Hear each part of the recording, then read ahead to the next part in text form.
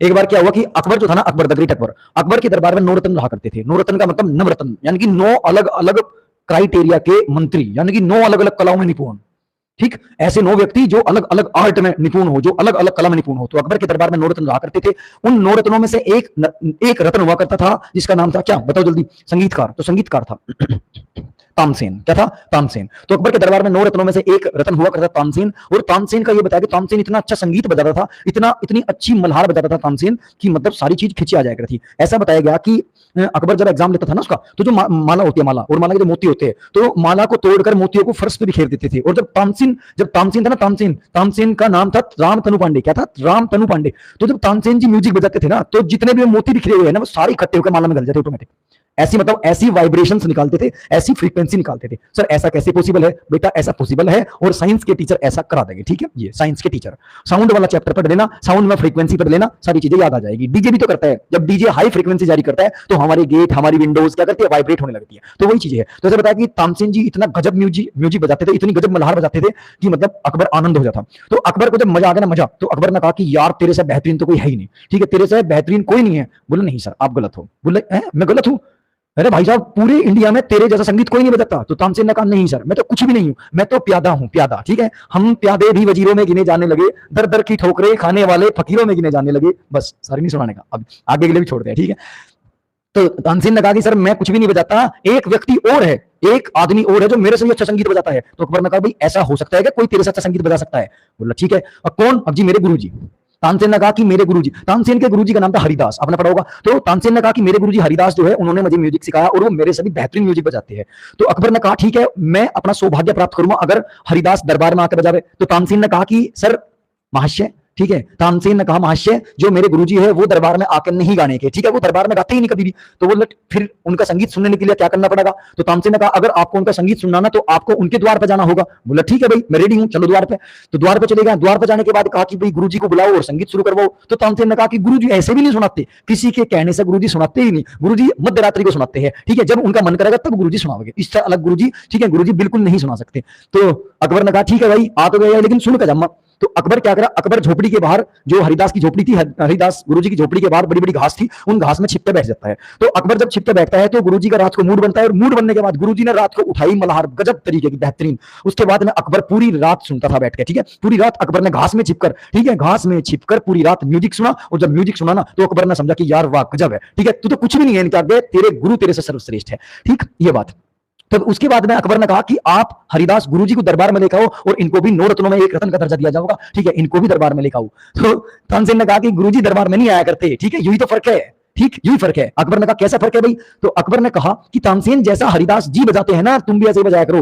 तो तानसेन ने कहा नहीं सर मेरे से नहीं हो सकता, मेरे गुरुजी सर्वश्रेष्ठ है, वो मेरे जैसा नहीं बजा सकते, और ना मैं उनके जैसा बजा सकता। ठीक है, मतलब मोस्टली वो जो है वो बेहतरीन बजाते हैं, और मेरे पर उनकी कॉपी नहीं होने की, मैं तो एक छोटा सा प्राणी हूं, और मेरे गुरुजी कलाओं के बादशाह है। ठीक है, ऐसा बोला। तो उसके बाद में अकबर ने कहा कि क्या सिमिलरिटीज है, क्या अंतर है यार तेरे में उनमें, क्या अंतर है, तुम क्यों नहीं सीख सकते? तानसेन को कहा कि तुम सीखो, तुम भी तो सीखो, जैसे गुरुजी बजाते ऐसा ही सीख लो, तुम भी दरबार में ऐसा ही बजाया करो। तो तानसेन ने कहा सर नहीं, मेरे से सीख कर नहीं जाऊंगा, मैं केवल राज दरबार के लिए बजाता हूं। ठीक, मैं राज दरबार की, मैं राजाओं की बंदिशों में हूं, और मैं राज दरबार में ही बजाता हूं, जैसा राजा कहेगा ऐसा ही मैं करता हूं, मैं राजा का कहना मानता हूं, मैं कहीं ना कहीं बाउंडेशन में हूं।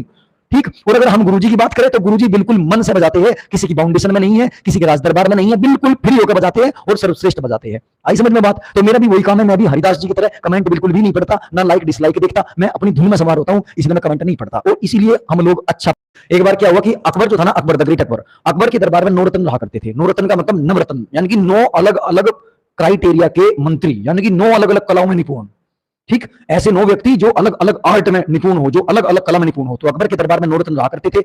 उन 9 रत्नों में से एक रत्न हुआ करता था जिसका नाम था क्या, बताओ जल्दी, संगीतकार। तो संगीतकार था तानसेन। क्या था, तानसेन। तो अकबर के दरबार में 9 रत्नों में से एक रत्न हुआ करता था तानसेन। और तानसेन का ये बताया कि तानसेन इतना अच्छा संगीत बजाता था, इतनी अच्छी मल्हार बजाता था तानसेन, कि मतलब सारी चीज खिंची आ जाया करती थी। ऐसा बताया गया कि अकबर जब एग्जाम लेता था ना उसका, तो जो माला होती है, माला और माला के जो मोती होते हैं, तो माला को तोड़कर मोतियों को फर्श पे बिखेर देते थे। और जब तानसेन था ना, तानसेन का नाम था राम तनु पांडे। क्या था, राम तनु पांडे। तो जब तानसेन जी म्यूजिक बजाते थे ना, तो जितने भी मोती बिखरे हुए हैं ना, वो सारे इकट्ठे होकर माला में गल जाते ऑटोमेटिक।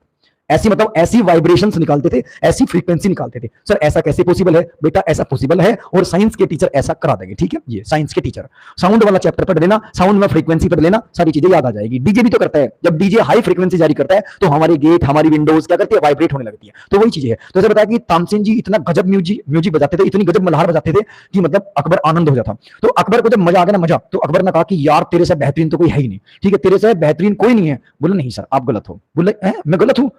अरे भाई साहब पूरे इंडिया में तेरे जैसा संगीत कोई नहीं बजाता। तो तानसेन ने कहा नहीं सर मैं तो कुछ भी नहीं हूं, मैं तो प्यादा हूं, प्यादा, ठीक है? हम प्यादे भी वजीरों में गिने जाने लगे, दर दर की ठोकरे खाने वाले फकीरों में गिने जाने लगे। बस सारी नहीं सुनाने का, अब आगे के लिए भी छोड़ते हैं, ठीक है? तो तानसेन ने कहा कि सर मैं कुछ भी नहीं बजाता, एक व्यक्ति और है, एक आदमी और है जो मेरे से भी अच्छा संगीत बजाता है। तो अकबर ने कहा भाई ऐसा हो सकता है कि कोई तेरे से अच्छा संगीत बजा सकता है? बोला ठीक है। और कौन? अब जी मेरे गुरुजी।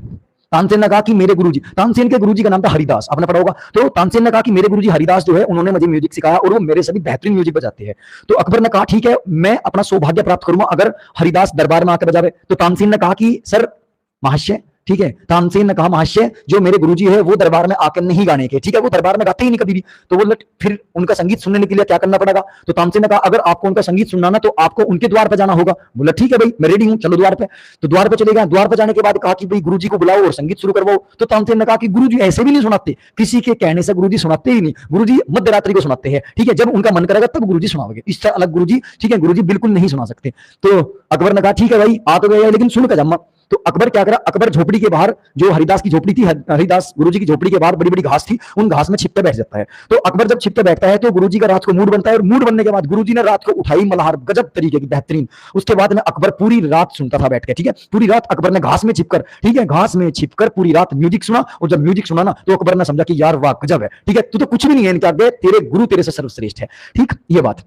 तब उसके बाद में अकबर ने कहा कि आप हरिदास गुरुजी को दरबार में लेकर आओ और इनको भी 9 रत्नों में एक रत्न का दर्जा दिया जाएगा, ठीक है? इनको भी दरबार में लेकर आओ। तो तानसेन ने कहा कि गुरुजी दरबार में नहीं आया करते, ठीक है? यही तो फर्क है, ठीक, यही फर्क है। अकबर ने कहा कैसा फर्क है भाई? तो अकबर ने कहा कि तानसेन जैसा हरिदास जी बजाते हैं ना तुम भी ऐसे ही बजाया करो। तो तानसेन ने कहा नहीं सर मेरे से नहीं हो सकता, मेरे गुरुजी सर्वश्रेष्ठ है, वो मेरे जैसा नहीं बजा सकते और ना मैं उनके जैसा बजा सकता, ठीक है? मतलब मोस्टली वो जो है वो बेहतरीन बजाते हैं और मेरे पर उनकी कॉपी नहीं होने की, मैं तो एक छोटा सा प्राणी हूं और मेरे गुरुजी कलाओं के बादशाह है, ठीक है? ऐसा बोला। तो उसके बाद में अकबर ने कहा कि क्या सिमिलरिटीज है, क्या अंतर है यार तेरे में उनमें, क्या अंतर है, तुम क्यों नहीं सीख सकते? तानसेन को कहा कि तुम सीखो, तुम भी तो सीखो, जैसे गुरुजी बजाते ऐसा ही सीख लो, तुम भी दरबार में ऐसा ही बजाया करो। तो तानसेन ने कहा सर नहीं मेरे से सीख कर नहीं जाऊंगा, मैं केवल राज दरबार के लिए बजाता हूं, ठीक? मैं राज दरबार की, मैं राजाओं की बंदिशों में हूं और मैं राज दरबार में ही बजाता हूं, जैसा राजा कहेगा ऐसा ही मैं करता हूं, मैं राजा का कहना मानता हूं, मैं कहीं ना कहीं बाउंडेशन में हूं, ठीक? और अगर हम गुरुजी की बात करें तो गुरुजी बिल्कुल मन से बजाते हैं, किसी की बाउंडेशन में नहीं है, किसी के राज दरबार में नहीं है, बिल्कुल फ्री होकर बजाते हैं और सर्वश्रेष्ठ बजाते हैं। आई समझ में बात? तो मेरा भी वही काम है, मैं भी हरिदास जी की तरह कमेंट बिल्कुल भी नहीं पढ़ता, ना लाइक डिसलाइक देखता, मैं अपनी धुन में सवार होता हूं, इसलिए मैं कमेंट नहीं पढ़ता और इसीलिए हम लोग अच्छा